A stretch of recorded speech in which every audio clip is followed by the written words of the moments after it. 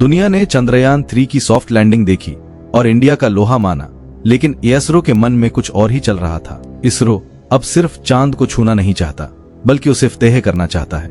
दोस्तों, चंद्रयान 4 इंडिया का वो मास्टर प्लान है जो स्पेस साइंस की पूरी हिस्ट्री को बदल कर रख देगा। ये मिशन पिछले सभी मिशनों से 10 गुना ज्यादा रिस्की और कॉम्प्लेक्स है, क्योंकि ये एक सैंपल रिटर्न मिशन है। इसका सीधा मतलब ये है कि इसरो का यान चांद पर उतरेगा, वहां से प्रेशियस लूनर सॉइल और पत्थरों को डिग करके कलेक्ट करेगा और फिर ग्रेविटी को चकमा देते हुए वापस धरती पर लौट कर आएगा। ये टेक्नोलॉजी आज तक सिर्फ अमेरिका, रूस और चीन के पास ही थी, लेकिन अब इंडिया इस एलीट क्लब में अपनी जगह पक्की करने जा रहा है। ये मिशन हमारे लिए इसलिए भी हाई स्टेक्स है, क्योंकि अगर हम चांद से वापस आने की टेक्निक मास्टर कर लेते हैं तो हमारा अगला स्टेप चांद पर इंसान को भेजना होगा। किसी भी मून मिशन की कामयाबी उसकी लैंडिंग साइट पर टिकी होती है। इसरो के स्पेस एप्लीकेशन सेंटर के साइंटिस्ट ने कई महीनों की मशक्कत के बाद चांद के साउथ पोल पर वो सीक्रेट जगह ढूंढ ली है जहां चंद्रयान 4 का टचडाउन होगा। वैज्ञानिकों ने चंद्रयान 2 के ऑर्बिटर से मिली अल्ट्रा हाई रेजोल्यूशन इमेजेस का इस्तेमाल किया।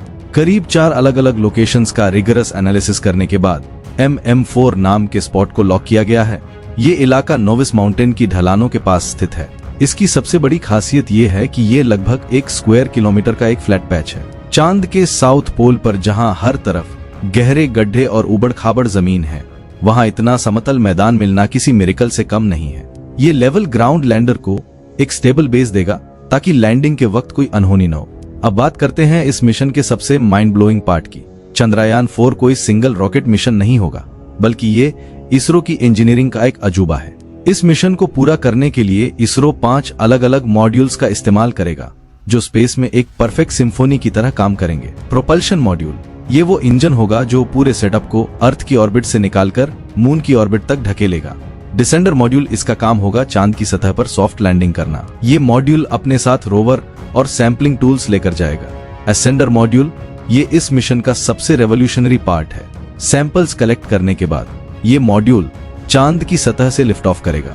जी हाँ, चांद से रॉकेट लॉन्च होगा। ट्रांसफर मॉड्यूल, ये मून की ऑर्बिट में असेंडर मॉड्यूल का वेट करेगा और उसे अपने साथ जोड़कर डॉकिंग वापस धरती की ओर मुड़ेगा। री एंट्री मॉड्यूल, अंत में जब ये यान अर्थ के एटमॉस्फेयर में हाइपरसोनिक स्पीड से एंट्री करेगा तो ये मॉड्यूल सैंपल्स को जलने से बचाकर सुरक्षित जमीन पर लैंड करवाएगा। ये जो MM4 साइट चुनी गई है, ये हमारे पिछले मिशन के शिव शक्ति पॉइंट के काफी करीब है। इसरो ने इस एरिया को इसलिए चुना है क्योंकि यहाँ सोलर इल्यूमिनेशन, धूप बहुत कंसिस्टेंट रहती है। लगातार धूप मिलने से यान की बैटरी लाइफ और काम करने की क्षमता बढ़ जाती है। लेकिन असली खजाना उन गड्ढों में छिपा है जहां करोड़ों सालों से सूरज की रोशनी नहीं पहुंची है। इसरो का प्लान है कि इस समतल जगह पर उतरकर पास के परमानेंटली शैडोड रीजन से सैंपल्स लिए जाएं। वैज्ञानिकों को पूरा यकीन है कि यहाँ सरफेस आइस और वोलेटाइल केमिकल्स मौजूद हो सकते हैं। अगर हमें वहां पानी के सबूत मिलते हैं तो ये फ्यूचर के लूनर बेस के लिए सबसे बड़ी खोज होगी, क्योंकि पानी से ही हम ऑक्सीजन और रॉकेट फ्यूल बना सकेंगे। चंद्रयान 4 सिर्फ मिट्टी लाने नहीं जा रहा, बल्कि ये मून की जियोलॉजी का पूरा डेटा लेकर आएगा। जो सैंपल्स धरती पर लाए जाएंगे उनकी एटॉमिक लेवल रिसर्च की जाएगी। इससे हमें पता चलेगा कि चांद पर कौन कौन से रेयर अर्थ एलिमेंट्स और हीलियम 3 जैसे कीमती रिसोर्सेज हैं।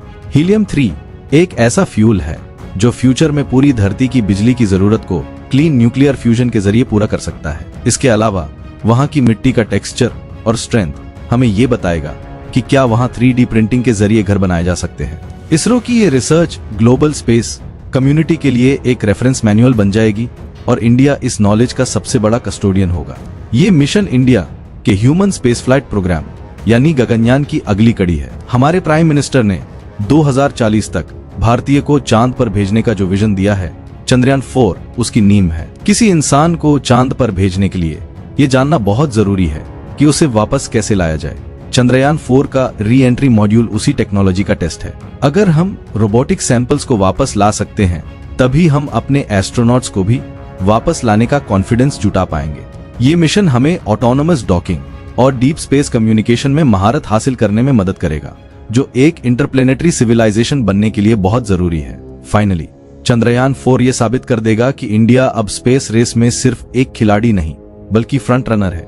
इसरो के वैज्ञानिकों की ये एक्स्ट्रॉर्डिनरी अचीवमेंट दुनिया की बड़ी बड़ी स्पेस एजेंसियों जैसे नासा और ESA के लिए एक मिसाल होगी। कम बजट में इतने हाईटेक और इम्पॉसिबल मिशन को अंजाम देना ही इंडिया की असली ताकत है। चंद्रयान 4 की वो 1 स्क्वायर किलोमीटर की लैंडिंग साइट इंडिया के सुनहरे भविष्य का रास्ता साफ करेगी। हम अब उस मोड़ पर खड़े हैं जहां से पीछे मुड़कर देखना नामुमकिन है। ये मिशन हमारे नेशनल प्राइड का प्रतीक है और ये पूरी दुनिया को बताएगा कि the moon is not enough for India. दोस्तों, इसरो के इस सुपर एडवांस्ड चंद्रयान 4 मिशन और उसकी MM4 लैंडिंग साइट के बारे में आपका क्या ओपिनियन है? क्या आपको लगता है कि इसरो इस टफ मिशन को पहले ही अटेम्प्ट में क्रैक कर लेगा? क्या इंडिया वाकई 2040 तक चांद पर अपना फ्लैग गाड़ पाएगा? अपनी राय हमें कमेंट में जरूर बताइए।